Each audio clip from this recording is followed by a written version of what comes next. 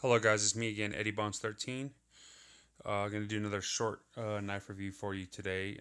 Again, like I said, I'm just showing a few things that are in my collection that I use every day. I want to be a better collector.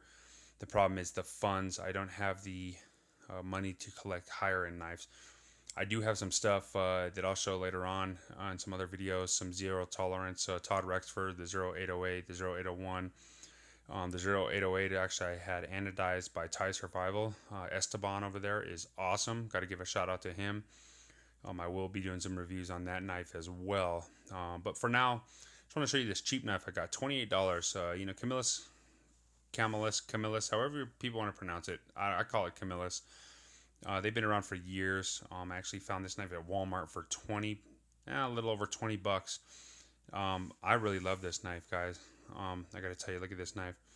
It's got the tan G10, which is nice. I do have one gripe about the tan. It tends to show if you wear new jeans or new something new, shorts, whatever. It tends to show the blue on the tan. The jean materials tends to run off on it.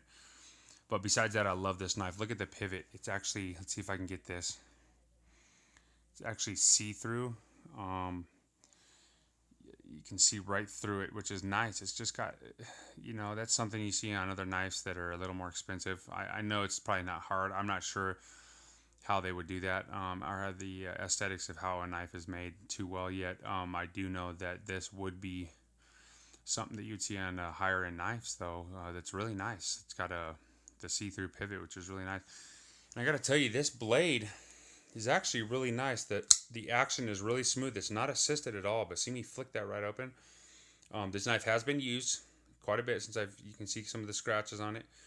I got to tell you, I love that thick swedge across the top. And then it comes down into just a fat belly right there. Really good for cutting. I actually used this knife yesterday during our Labor Day holiday up in the mountains in Mount Evans. You can see right there, interrupt myself there. You can see right there it is AUS 8 Japanese steel. But I did use this knife to make tinder for our fire. I should have took a video of that because this knife made tinder absolutely wonderful. I mean, it just sliced right through that wood, and it's still really sharp. I'm telling you, I can slice through paper so easy with this knife. There's a good view of the handle. What else about this knife? I love the jimping, how it's built into the G10 there. Just really good grip on this knife. I wear a size large to extra large glove, and you can see I have plenty of room. My finger locks right into place, right where it needs to be.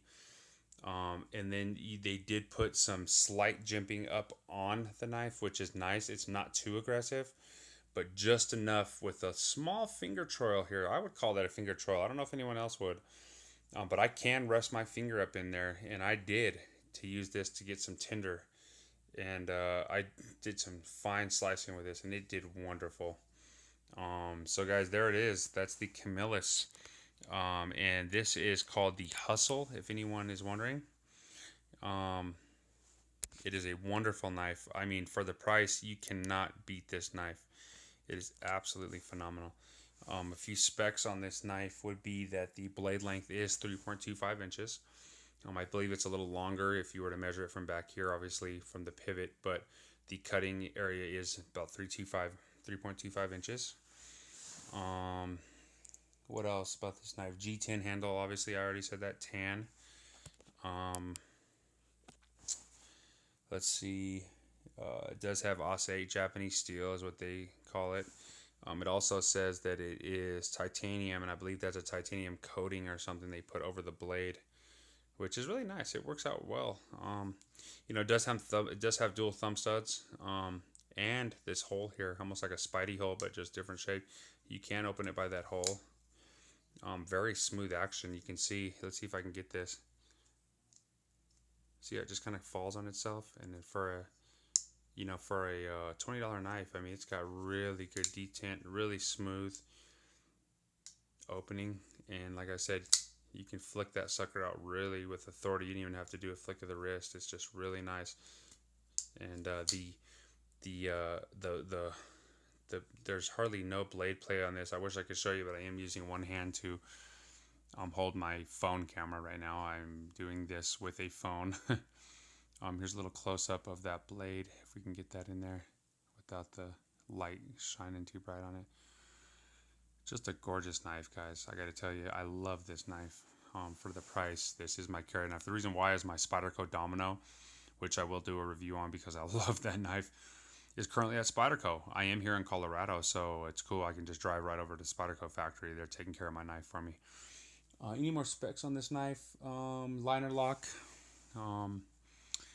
Really nice lockup. It's a little late. I wish it was a little bit farther, but you know what? For a liner lock, it's this thin, but it's not too thin, I guess. It's got some nice jimping with a lot of purchase here to grab that lock and close it. I mean, I love it.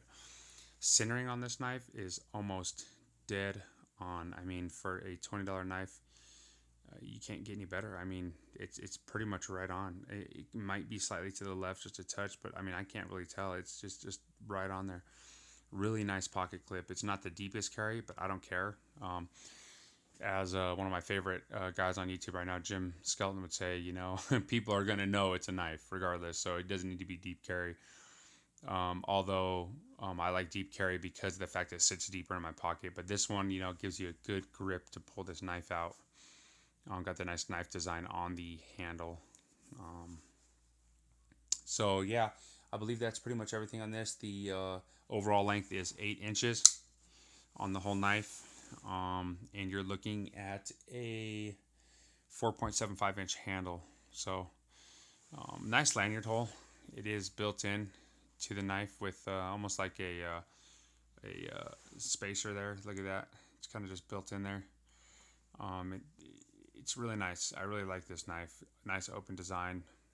Lanyard hole is a little small, I gotta say. It would be tough to get a lanyard through there, but I know with the help of like a point or something skinny, and you can probably poke one through there pretty easy. I'm not really much of a lanyard guy, honestly. I like the short fab type lanyards on some of my knives, like my Domino. I'll do a review on later. But look at that, nice smooth action on this knife. And the reason why I'm showing this knife is because it is a wonderful, wonderful knife for the price, and I really suggest you guys go out and try one for a beat up knife. I love it.